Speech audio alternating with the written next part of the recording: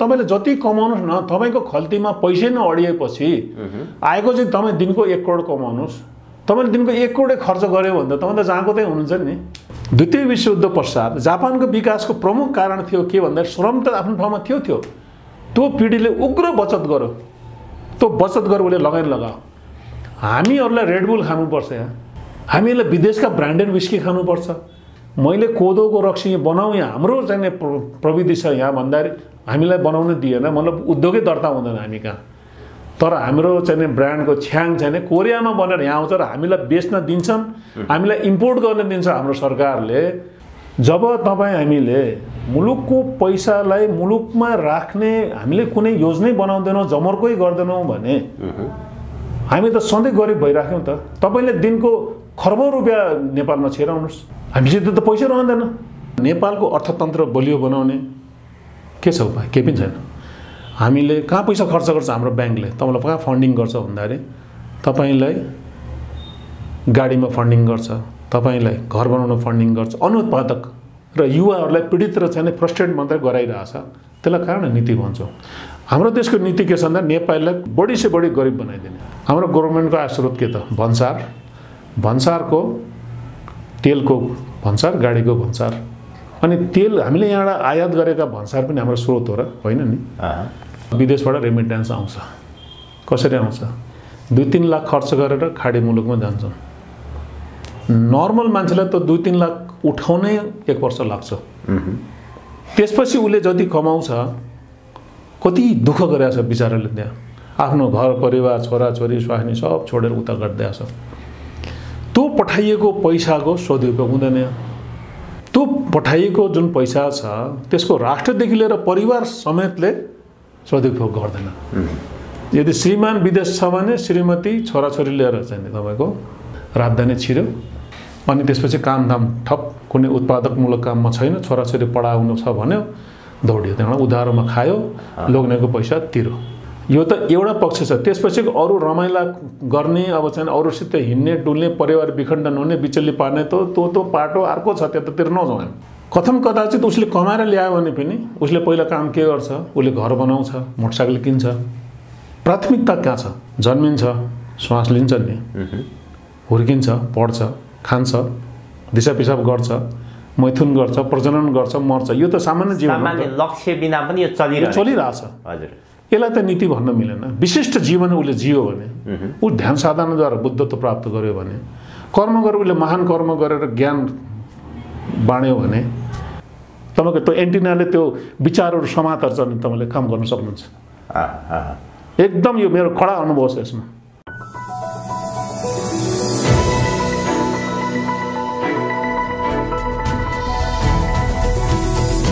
हिमाल online TV. Nepal आर्थिक र राजनीतिक हिसाबले निकै सङ्कटपूर्ण घडीमा उभिएको छ भनेर भनिन्छ। नेपालको अहिलेको परिस्थिति लगभग श्रीलङ्काको बाटोतर्फ गइसकेको भनेर भनिन्छ। श्रीलङ्काको अहिलेको अवस्था हेर्ने हो भने आर्थिक र राजनीतिक सङ्कट चुलिएको छ। पछिल्लो समय नेपालको विशेष गरी आर्थिक क्षेत्रलाई लिएर निकै संवेदनशीलताका साथ हेरिएको देखिन्छ। खास गरी नेपाल जस्तो राष्ट्रमा आर्थिक रूपमा कसरी सबल बनाउने, नेपाल जस्तो देशमा आर्थिक नीति आर्थिक विकासको मोडेल कस्तो हुनुपर्छ। लगभग 1 करोड नेपालीहरू विश्वका विभिन्न राष्ट्रहरूमा रोजगारीको सिलसिलामा गएका छन्। ती मानिसहरूलाई नेपालमा नै ल्याएर कसरी रोजगारी सृजना गर्न सकिन्छ, यी विविध सन्दर्भहरूमाथि आज हामी यसको गहिराईमा गएर कुराकानी गर्दैछौँ।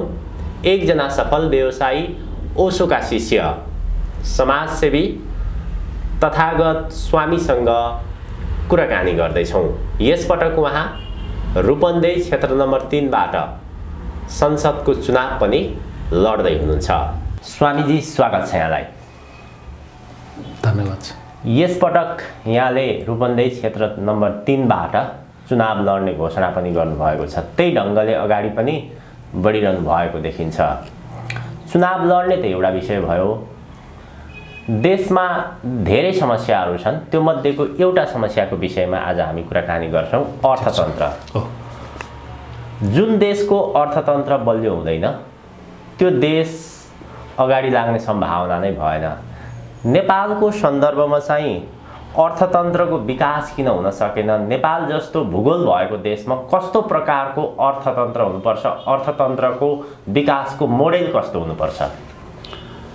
यो बडो चाहिँ महत्त्वपूर्ण कुरा हो। मलाई लाग्छ कि यस विषयमा हामी नेपालीहरूले प्रदीपजी धेरै चिन्तन चाहिँ गर्दैनौँ।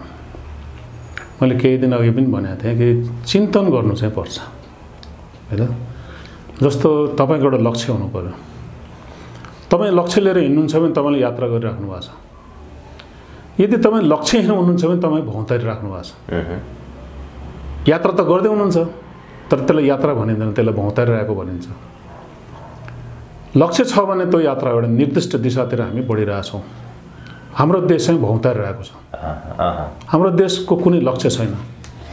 म शक्तिशाली हुन्छु केमा? म सैन्य रूपले शक्तिशाली हुन्छु। म शक्तिशाली हुन्छु केमा? म धार्मिक रूपले सांस्कृतिक रूपले शक्तिशाली हुन्छु। म शक्तिशाली हुन्छु केमा? म उद्योग वाणिज्यमा शक्तिशाली हुन्छु। अनि अरू शक्तिशाली हुन्छु केमा? म अध्ययन चिन्तन मननमा शक्तिशाली हुन्छु। तर त्यो शक्ति आर्जन गर्नको एउटा लक्ष्य राखेर यदि हामी हिँड्यौँ भने अनि देशले एउटा निर्दिष्ट बाटो पहिल्याएर हिँडिरहेछ भन्नु मिल्छ। नेपाल चाहिँ नै भौँतारी रहेको छ। र मैले जति पनि यो सब कुराहरू भने यो सब कुराहरू हासिल गर्नको मूलमा त अर्थ छ। जबसम्म हामीसित अर्थको व्यवस्थापन समुचित ढङ्गले हुँदैन, जब निस्वार्थ भावले हामीले यो राष्ट्र भनेर चिन्तन गर्दैनौँ र जबसम्म हाम्रो साधन स्रोत जे छ हामीसित त्यसलाई हामीले निस्वार्थ ढङ्गले मुलुकको निम्ति भनेर परिचालन गर्दैनौँ र योजनाहरू बनाउँदैनौँ, हामीहरूको स्थिति अझै बिग्रिने चाहिँ सम्भावना प्रबल छ। बन्ने सम्भावना चाहिँ छँदै छैन। म छँदै छैन भन्छु। हेर्नुहोस्, राष्ट्रलाई शासनले डोराउँछ, एउटा व्यवस्थाले डोराउँछ र हाम्रो पूर्वीय दर्शनमा त व्यवस्थाको मूलमा धर्म हुन्छ। धर्मले निर्दिष्ट गरेका कुराहरूलाई अँगालेर हामीले समाजलाई अगाडि बढाउनु पर्छ र त्यो धर्मको मूलमा पनि अर्थ छ। भनेपछि अर्थ कति महत्त्वपूर्ण छ। हाम्रो उत्तरको छिमेकी चीनको आज जुन चाहिँ विकास छ भन्ने अर्थ छ। वा रुस र युक्रेनको युद्ध वा रुस र नाटोहरूको युद्ध, रुस र चाहिँ पश्चिमासितको जुन द्वन्द्व छ त्यसमा रुसले जुन किसिमले प्रभाव पारिरहेछ मूलमा अर्थ छ। हामीहरूले हाम्रो देशको अर्थव्यवस्थालाई दह्रो बलियो बनाउने भन्नेतिर हाम्रो कुनै पनि नेता नेतृत्व वर्गले हाम्रो जुन चलाउने जुन कर्मचारी तन्त्र छ कुनै पनि व्यवस्था, न संसदीय उसले कार्यपालिकाले, न व्यवस्थापिकाले, न न्यायपालिकाले, कसैले पनि तोतिर ध्यान चाहिँ हामी दिँदैनौँ। जब तपाईँको लक्ष्य नै अर्थको उपलब्धि छैन, तपाईँको लक्ष्य नै त्यहाँ छैन भने तपाईँको विकास कहाँबाट हुन्छ त, होइन? एउटा कुरा गरौँला, हाम्रा लाखौँ लाख युवाहरू विदेशिया छन्। अब यसको गणित हेर्नुहोस् है त। ठिक छ, विदेशबाट रेमिटेन्स आउँछ। कसरी आउँछ? 2-3 लाख खर्च गरेर खाडी मुलुकमा जान्छन्। नर्मल मान्छेलाई त 2-3 लाख उठाउनै 1 वर्ष लाग्छ। त्यसपछि उसले जति कमाउँछ, कति दुःख गरेछ बिचाराले, त्यहाँ आफ्नो घर परिवार छोराछोरी स्वास्नी सब छोडेर उता गर्दैछ। त्यो पठाइएको पैसाको सदुपयोग हुँदैन। त्यो पठाइएको जुन पैसा छ त्यसको राष्ट्रदेखि लिएर परिवार समेतले सदुपयोग गर्दैन। यदि श्रीमान विदेश छ भने श्रीमती छोराछोरी लिएर चाहिँ तपाईँको कहाँ छन्? अब त्यो जिल्लाको हुन्छ कि अब कहाँको हुन्छ, राजधानी छिर्यो है त। अनि त्यसपछि कामधाम ठप, कुनै उत्पादकमूलक काममा छैन, छोराछोरी पढाउनु छ भन्यो, दौडियो त्यहाँबाट उधारोमा खायो, लोग्नेको पैसा तिरो। हजुर हजुर, यो त एउटा पक्ष छ। त्यसपछि अरू रमाइला गर्ने, अब चाहिँ अरूसित हिँड्ने डुल्ने, परिवार विखण्डन हुने, बिचल्ली पार्ने, त्यो पाटो अर्को छ, त्यतातिर नजाउँ हामी। कथम कदाचित उसले कमाएर ल्यायो भने पनि उसले पहिला काम के गर्छ, उसले घर बनाउँछ, मोटरसाइकल किन्छ। प्राथमिकता कहाँ छ? राष्ट्रले के गर्छ? हाम्रो योजनामा नेपालको अर्थतन्त्र बलियो बनाउने के छ उपाय? केही पनि छैन। हामीले कहाँ पैसा खर्च गर्छ? हाम्रो ब्याङ्कले तपाईँलाई कहाँ फन्डिङ गर्छ भन्दाखेरि तपाईँलाई गाडीमा फन्डिङ गर्छ, तपाईँलाई घर बनाउन फन्डिङ गर्छ, अनुत्पादक ठाउँमा है त। उद्योग व्यवसाय जुनको आधार नेपालमा छ त कृषिजन्य उद्योग छ, कुनै कुरा छैन हामीसित, त्यसको हामीले कुनै पनि सोच्दैनौँ। उद्योग व्यवसायलाई हतोत्साहित बनाउने नीति नियम छ र कर्मचारी तन्त्रको त्यही नै मनोदशा छ कि उद्योग व्यवसायलाई सकेसम्म निचोर्ने हो। यिनीहरूलाई चाहिँ यिनीहरू बेइमान छन्। उनीहरू कर्मचारी तन्त्रले व्यापारी बेइमान बनाएको छ, व्यापारीले कर्मचारी तन्त्र बेइमान चोर भनेका छन्। अब हामी फुटिया छ को भन्दा नेपाली फुटिरहेको छ है त। नेपालको आजसम्मको अर्थनीतिलाई हेर्दा नेपालमा अर्थनीति नै छैन भन्न सकिन्छ कि अर्थनीति त छ तर अर्थनीति अनुत्पादक विषयसँग सम्बन्धित छ? कसरी? होइन, त्यसलाई त नीति नै भन्ने होइन। हजुर, सामान्य जुन क्रियाकलाप छ होइन, मानुसले जन्मिन्छ है त, जन्मिन्छ, श्वास लिन्छ नि, हुर्किन्छ, पढ्छ, खान्छ, दिशा पिसाब गर्छ, मैथुन गर्छ, प्रजनन गर्छ, मर्छ। यो त सामान्य जीवन, सामान्य लक्ष्य बिना पनि यो चलिरहेछ। हजुर, यसलाई त नीति भन्न मिलेन। विशिष्ट जीवन उसले जियो भने, ऊ ध्यान साधनाद्वारा बुद्धत्व प्राप्त गर्यो भने, कर्म गरेर उसले महान कर्म गरेर ज्ञान बाँड्यो भने होइन, उद्योग व्यवसाय गर्यो भने, कुनै विशिष्ट सेनापतिहरू पनि त एउटा शक्ति हो नि त देशको, त्यतातिर गयो भने, उसले विशिष्ट काम गर्यो भने उसको ध्येय छ, जीवनमा केही ध्येय धारण हासिल गरेर गयो भन्नुहुन्छ। सामान्य कुरालाई त नीति भन्ने होइन। जुन नीतिले देशको अर्थतन्त्रलाई गाँजिरहेछ, व्यापारीलाई, उद्योग व्यवसायीलाई र युवाहरूलाई पीडित र चाहिँ फ्रस्ट्रेट मात्रै गराइरहेछ, त्यसलाई कारण नीति भन्छौँ। हाम्रो देशको नीति के छ भन्दा नेपालीलाई कम बढी से बढी गरिब बनाइदिने, यो हाम्रो नीति छ। सपोज तपाईँलाई एउटा कुरो उदाहरण दिन्छु म। हाम्रो गभर्मेन्टको आय स्रोत के त? भन्सारको तेलको भन्सार, गाडीको भन्सार। अनि तेल हामीले यहाँबाट आयात गरेका भन्सार पनि हाम्रो स्रोत हो र होइन नि? हामीले आयात गर्दाखेरि हामीले कति पैसा हामीले विदेश पठाइरहेछौँ त? त्यो त गणना गर्नु परेन? हाम्रो त निर्यात पो त हाम्रो आधार हो त। जति सक्दो नेपालमा उत्पादित वस्तु वा विदेशबाट कच्चा पदार्थ ल्याएर नेपालमा प्रशोधन गरेर विदेश पठाएको चाहिँ वस्तु पो त हाम्रो अर्थतन्त्रको मेरुदण्ड हो। वा नेपालमा प्राकृतिक सम्पदा छ, त्यसको भरपुर दोहन गर्ने दुईवटा विषय छ। एउटा पर्यटन छ, एउटा बिजुली छ, एउटा चाहिँ हामीसित के छ भन्दाखेरि खानीहरू छ। त्यसको दोहन गर्ने तपाईँले हेर्नुहोला, अधिकांश नदी नालामा भारतीयहरूको कब्जा छ। विश्व बस्तीको लाइसेन्स लिएर बसिया छ, अरूले काम गर्न नै पाउँदैन, उनीहरूले पनि गर्दैन है त। अनि हाम्रो गभर्मेन्टले त्यस्तो केही मतलब गर्दैन। हाम्रो गभर्मेन्टले कृषिजन्य वस्तुहरू, धान चामल 79 अरबको कृषिजन्य वस्तु आयात गरे क्या। कति लज्जास्पद कुरा। हामी कलेज स्कुल पढ्दाखेरि नेपालले धान चामल निर्यात गर्थ्यो, तेल निर्यात गर्थ्यो, दलनमा आफू आत्मनिर्भर थियो, जुट हामी निर्यातक देशमा पढ्थ्यौँ होइन, चिनीमा हामी आत्मनिर्भर थियौँ, समयमा मल खादहरू सबै उपलब्ध हुन्थ्यो, बिउ बिजन सब उपलब्ध हुन्थ्यो। अहिले केही पनि छैन।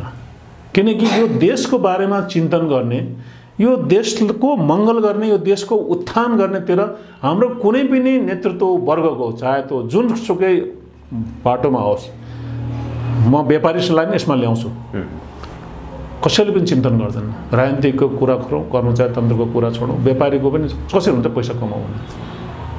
मैले पनि व्यवसाय गर्छु, म पनि उद्योग चलाउँछु, तर मेरो चिन्तन कसो हुन्छ, सकेसम्म नेपालमा उत्पादन होस्, नेपालको किन्न पाए हुन्थ्यो, ताकि त्यति पैसा त मैले नेपालमा राखौँ न, राखेँ भनेर त हुन्थ्यो नि।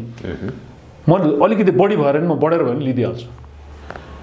मेरो पैसा बाहिर जाँदैन, देशको पैसा।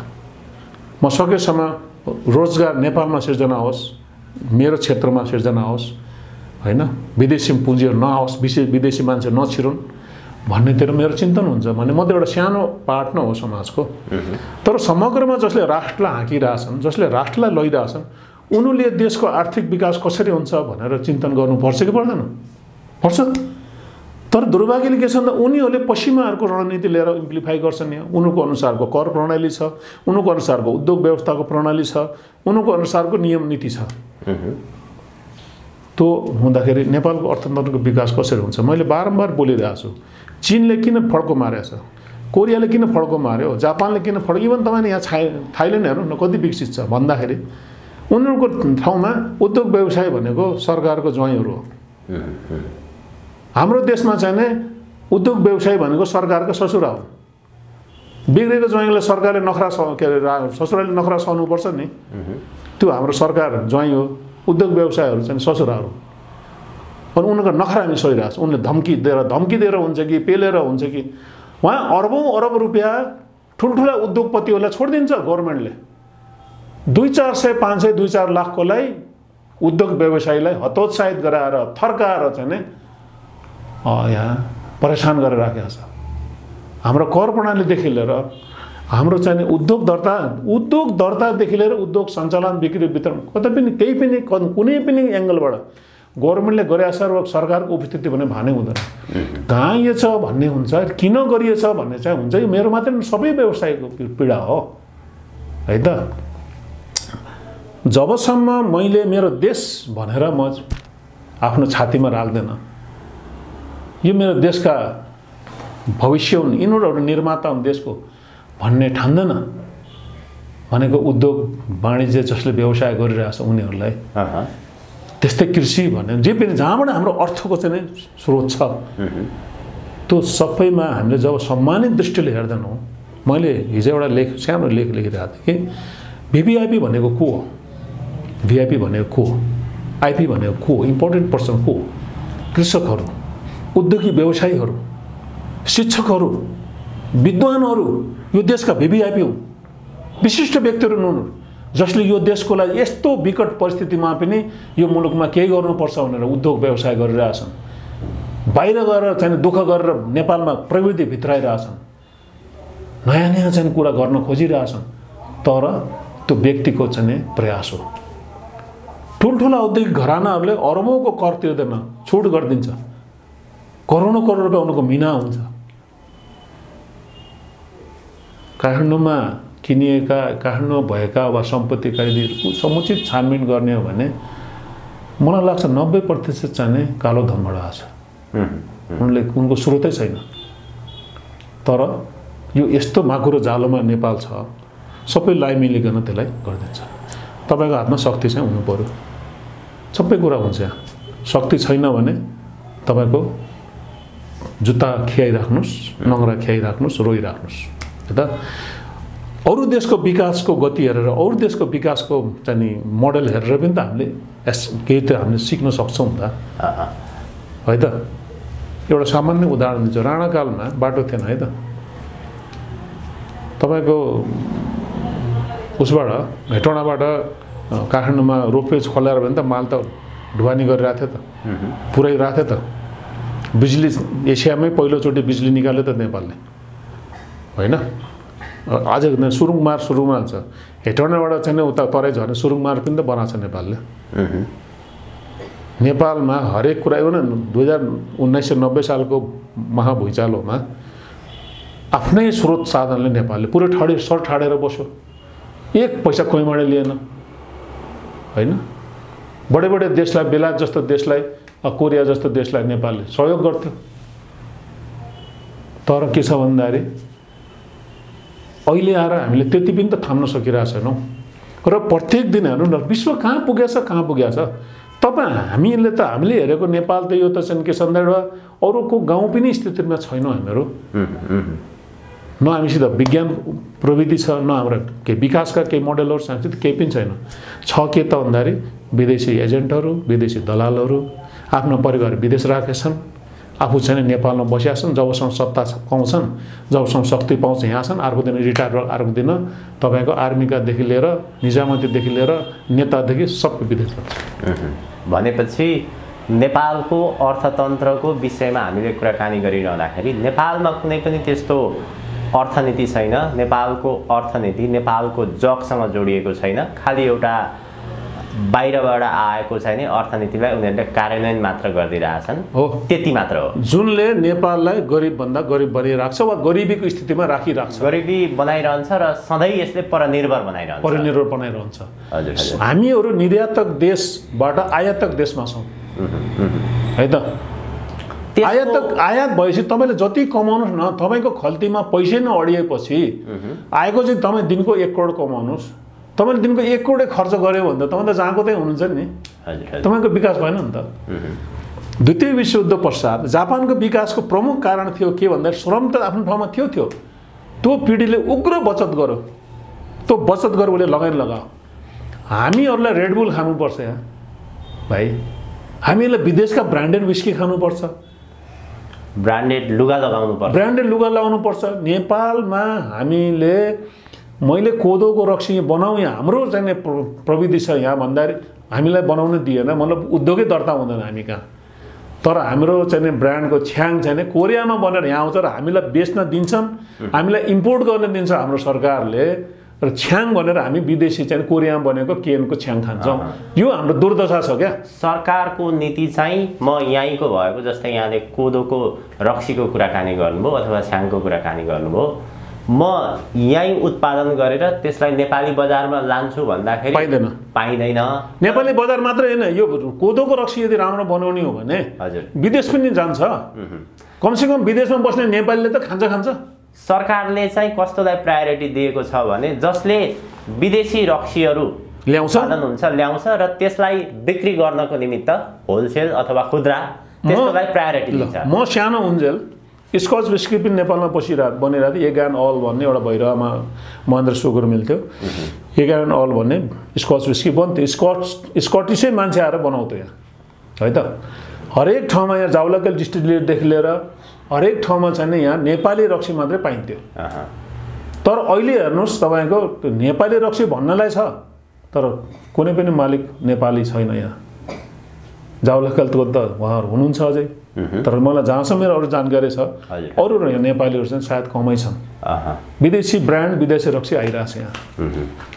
अब जब तपाईँ हामीले मुलुकको पैसालाई मुलुकमा राख्ने हामीले कुनै योजनै बनाउँदैनौँ, जमर्कै गर्दैनौँ भने हामी त सधैँ गरिब भइराख्यौँ त। तपाईँले दिनको खर्बौँ रुपियाँ नेपालमा छिराउनुहोस्, हामीसित त पैसा रहँदैन। र त्यसपछि फेरि ठुला ठाला व्यापारी घरानाहरूले, नेताहरू समेत है, यो ठुलाको लेभलको कुराहरू छ। नेपालको पैसा उनीहरूले कुनै न कुनै रूपमा कानुन आफू विधि गराएर जसरी हुन्छ नेपालको पैसा बाहिर ल्याएर बाहिर इन्भेस्ट गर्छन्। यदि राष्ट्रवादी नेपाली हुन्छ, उसले बुद्धक व्यवसाय बाहिर गराएछन् त मैले त बाहिर कमाएर नेपाल ल्याउनु पर्यो नि त। कुनै पनि मल्टिनेसनल कम्पनी यदि इन्डियामा छ, चाइनामा छ भने उनीहरूले लगाएको नाफा सब आफ्नो देशमा लगाउन पाउँछ। हाम्रो देशमा विदेशमा त उद्योगी नेपालीले गरिरहेछ नि त। कहाँ ल्याउँछ नेपालमा कर तिर्छ, न विदेशबाट ल्याएर नेपालमा पुँजी ल्याइदिन्छ। त्यो मान्छेलाई पार्टीले टिकट दिन खोज्छ, त्यो मान्छेको पार्टीमा ती मान्छेहरूको नेपालमा हालीमुहाली हुन्छ। तिनीहरू मान्छेहरूको नीति निर्देशनमा चाहिँ ऐन कानुन बन्छ, उनीहरूको सुख सुविधालाई, उनीहरूको राम्रो कुरालाई नेपालमा ऐन बनाइन्छ। अहिले भर्खरै एउटा सिजी ग्रुपको चाहिँ विद्युत कारको एउटा काण्ड आएको थिएन, भर्खरै आएको थियो नि त। कति नाफा खाइरहेछ सामाजिक सञ्जालमा त जताततै छ। तर यथार्थको छानबिन त गभर्मेन्टले गर्नु पर्यो नि, राष्ट्र ब्याङ्कले गर्नु पर्यो, सम्बन्धित निकायले गर्नु पर्यो, तर हुँदैन। यस्ता कुरा धेरै छ यहाँ जसले गर्दाखेरि हामीलाई अगाडि बढ्न दिँदैन। नेपालको अर्थनीतिको सम्बन्धमा नेपालको अर्थनीति नेपालीहरूको आर्थिक स्थितिलाई बलियो बनाउने, मजबुत बनाउने भन्दा पनि देशको अर्थनीतिको मेरुदण्ड बलियो बनाउने भन्दा पनि अझ कमजोर बनाउँदै संसारमै परनिर्भर बनाइरहने त्यो तर्फ चाहिँ नि केन्द्रित छ भनेर भन्नुभयो। अब हामी नेपालको वास्तवमा नेपालको माटो, यहाँको भूगोल, यहाँको चाहिने आर्थिक हिसाबले हेर्दाखेरि, यहाँको जे सामाजिक एउटा परिवेश छ, ती कुरालाई मध्यनजर गरेर हेर्दाखेरि प्रत्येक नेपाली आर्थिक रूपमा बलियो हुने, देशको मेरुदण्ड बलियो हुने, यो आधारले हामीले चाहिँ सोच्यौँ भने अथवा त्यो ढङ्गले हामीले अगाडि बढाउने भन्ने हिसाबले अगाडि बढायौँ भने नेपालको अर्थनीतिको मोडेल कस्तो हुनुपर्छ, के गर्नुपर्छ, कसरी अगाडि बढ्नुपर्छ, त्यसमा तपाईँको चाहिँ विशेष गरी नेपालको अर्थनीतिलाई लिएर कस्तो सोच बनाउनु भएको छ? यसमा दुईटा कुरा छ, एउटा प्रविधि छ, एउटा पुँजी छ। त्यो प्रविधि हामीसित यदि छैन भने, सपोज मैले अहिले भन्ने कोदोको रक्सी भने त्यो प्रविधि हामीसित छ। तपाईँलाई आश्चर्य लाग्ला, नेपालमा जुन भक्तपुरको जुजुदौ छ त्यसको जुन ब्याक्टेरिया, त्यसको जुन कीटाणु छ नि, दही जमाउनु त ब्याक्टेरियल हो, त्यो अर्को देशले पेटेन्ट गरेर राखेको छ। त्यसको पेटेन्ट जुन छ हामीसित छैन है त। यस्ता धेरै विषय छन् जुन नेपालमा उत्पादित भए, नेपालका हुन् तर पेटेन्ट विदेशीले लिइरहेछ। खैर त्यो कुरो लड्ने ठाउँ छ, लडौँला। पुँजी र प्रविधि भित्राउनु त पर्यो यदि आधुनिक कुरा गर्ने भने, तर त्यसको आधारमा हामीले त्यो पुँजीको नेपालले अधिकतम सदुपयोग वा नेपालको अर्थतन्त्रमा त्यसले अधिकतम मतलब लाभ कसरी लिन सक्छ भन्ने त हामीले लिनु पर्यो नि। कुनै विदेशीले पुँजी ल्याउँछ, ठिक छ, उसले ल्याउनु पर्यो होइन। त्यो अवस्थामा हामीले त्यसलाई कसरी नेपालमा रिटेन गर्ने त, नेपालमा राख्ने, त्यसलाई एउटा कुरा। दोस्रो कुरा, सकेसम्म हामी धेरै चाहिँ ठुल्ठुला प्रविधि नल्याएर अधिकांश जनतालाई हामीले लाभ हुने प्रविधि ल्याउनुपर्छ। मैले इजरायलको एउटा उदाहरण दिन्छु तपाईँलाई। त्यहाँ तपाईँले जो पाए उसले कुखुरा पाल्न पाउँदैन है त। उनीहरू राष्ट्रिय आवश्यकता हेरिरहेछन्, त्यो आवश्यकता अनुरूप उनीहरूले ल यतिसम्म पाल भनेर लाइसेन्स दिएछन्। त्योभन्दा बढी उनले हेर्छन् बजार, जस्तो मासुको खपत बढी छ, अन्डा खपत बढ्ला, यतिजनाले फेरि गर यो काम भन्छ। त्यसले के गर्छ भन्दाखेरि जसले गरिरहेछ उसले दायाँ बायाँ हेर्नु पर्दैन, उसले राम्रो जीवन बिताइरहेछ, लुट्न पनि दिँदैन, भुट्टिन पनि दिँदैन है। अब यदि मलाई मसित पैसा छ, मलाई लाग्यो कि म ठुलो स्केलमा गर्छु, गभर्मेन्टले के भन्छ भन्दाखेरि तेरो उत्पादनले नेपालको वा इजरायलको बजार ध्वस्त बनाउँछ, स्थानीयको लस गर्छ, हानि गर्छ, तैँले गर त गर, तर तैँले आफ्नो उत्पादन एक टुक्रा इजरायलमा बेच्न पाउँदैनस्। उसले गर्छ, उसले विदेश पठाउँछ, स्वदेशी उत्पादन पनि बाँचिराख्यो, विदेशबाट पनि मुद्रा आइराख्यो, उसले सबै कुरा विदेशबाट आयात गर्छ, तर निर्यात गरेर त्योभन्दा बढी कमाउँछ। त्योभन्दा बढी कमाउँछ। इजरायलको प्रडक्ट भनेपछि जिउजहरू जति धनी जिउजहरू छन्, जिउजहरू जति छन् विदेशमा, सबैले इजरायलको प्रडक्ट खपत गरिदिन्छन्। अब हाम्रोमा के छ भन्दाखेरि जस्तो नेपालीहरूको बसोबास छ नि त विदेशमा, नेपालीहरू के छ भन्दाखेरि एउटा क्लस्टरमा बसेको छैन क्या, स्क्याटर्ड भन्छ क्या अङ्ग्रेजीमा, छुट्टिएर बसेको छ, छित्रिएर। मैले धेरैचोटि म विदेश जाँदा मैले धेरै अध्ययन अनुसन्धान यसो गरेँ, यसो चिन्तन गरेँ। मैले भने हरेक ठाउँमा तपाईँ जानुहोस् चाइना टाउन छ, लिटिल इन्डिया छ है त। नेपालीहरूको कहीँ पनि त्यस्तो छैन। नेपाली छुट्टिएर बसेका छन्, सके आपसमा लड्छन् है त, सकेसम्म लड्छन्। एउटा सानो सहरमा 200वटा सङ्गठन छन् प्रवासी नेपालीका, त्यहाँ पनि गएर एक हुन सक्दैन। त्यहाँ पनि काङ्ग्रेस कम्युनिस्ट सबै छन्, त्यहाँ मारामार हानाथाप त्यहाँ पनि चलिरहेछ, मिलेर उद्योग व्यवसाय पनि गर्दैनन्। मैले एक दिन अमेरिका बस्ने केही मित्रलाई भने, ए बाबा तपाईँहरू एक ठाउँ बस्नुहोस् न, सियाटलमा 2500 घर नेपाली रहेछ, 2500 घरमा कुनै नेतृत्व कसैले गरेर होइन, त्यहाँ काङ्ग्रेस कम्युनिस्ट नभएर नेपाली भएर एक ठाउँमा गएर एउटा गाउँ जस्तो एक ठाउँमा आउटस्कर्टमा गएर बस्ती बसाल्यो भने 2500 घर भनेको त सहरै हो नि त। त्यो बनाएपछि त्यसलाई कति पसलले काम पाउँथे, कति स्कुलले काम पाउँथ्यो। हामीले त्यहाँ चाहिँ गाजा बाजा हाम्रो चाहिँ लगाएर हाम्रो एउटा संस्कृतिको चाहिँ उ गराएर भोलि एउटा मेजोरिटी 2500 घर वा 5000 घर त्यहाँ छ भनेपछि त्यो ठाउँको कन्स्टिट्युसनमा जुन छ त्यो त्यहाँका सांसदहरू, त्यहाँ पनि त नेताहरू त यहाँका जस्तै त हुन् नि, भोटका बोकाहरू होइन। भोटका बोकाहरूले के गर्थे भन्दाखेरि उनलाई मूल्य दिन्थे। अनि त्यहाँ कतिवटा चाहिँ चाडपर्वमा कति हाम्रो मेला पर्व चल्थ्यो। त्यो सब कुराहरू चाहिँ हामीले चिन्तन गर्नुपर्छ। कसरी हुन्छ नेपालीले आफ्नो आर्थिक स्तर माथि उठाउनु पर्यो। जब तपाईँले चिन्तन गर्नु भने तपाईँले त अब के गर्ने हो त्यसपछि?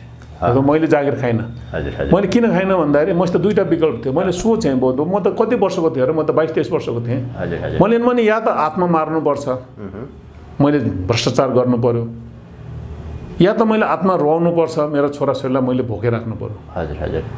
मैले जागिर खाने मान्छेलाई धुरुक्क रोएको पनि देखाएको छु इमान्दार मान्छेहरूलाई कहीँ त खर्च नपुगेर।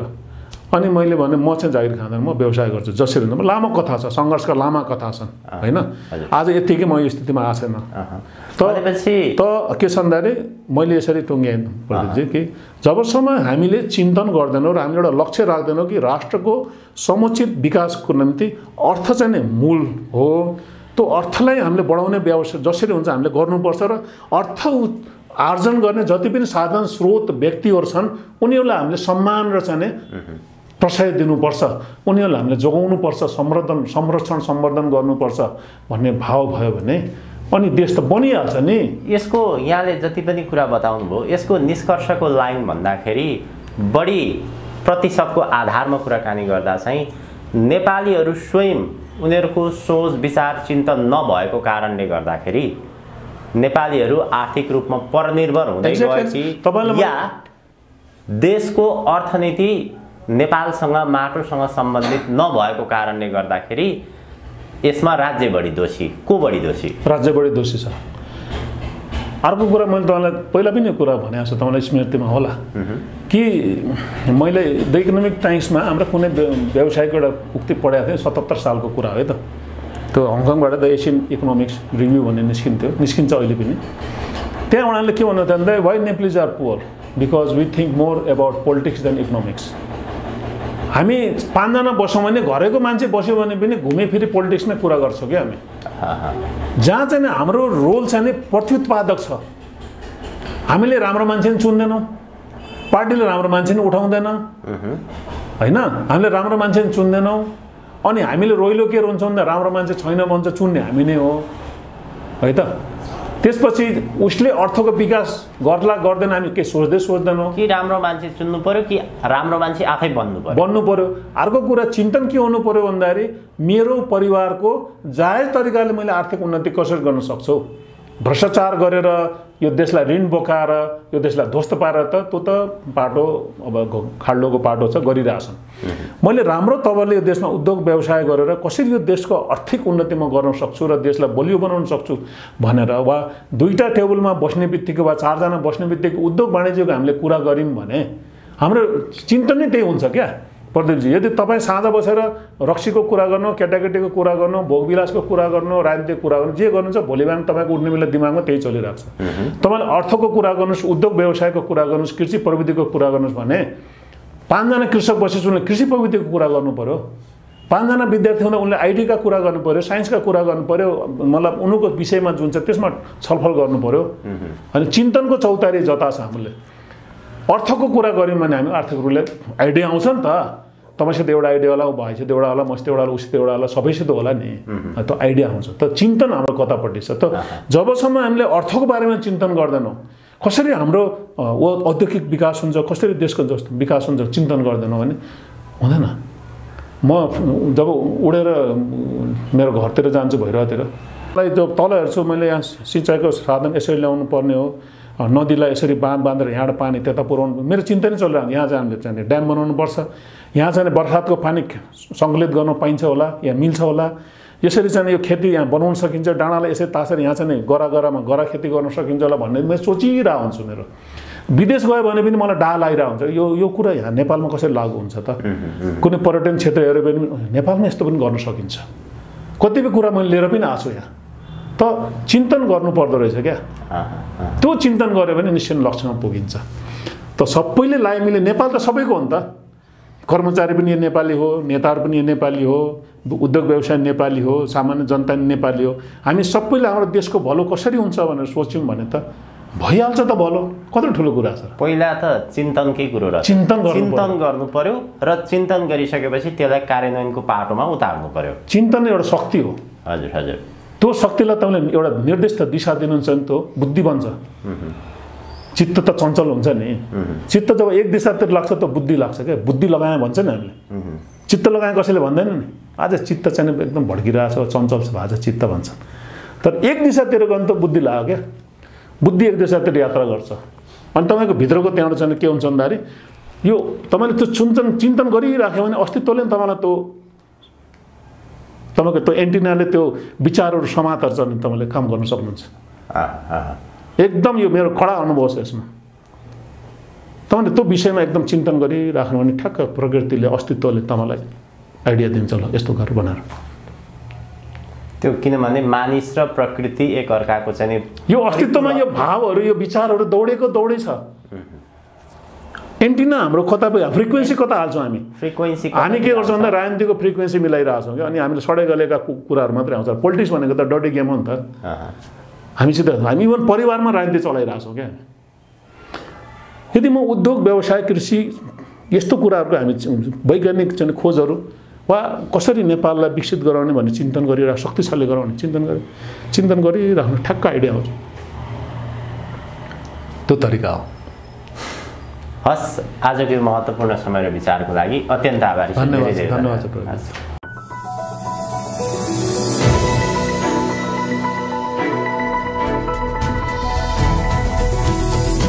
हिमाल अनलाइन टिभी।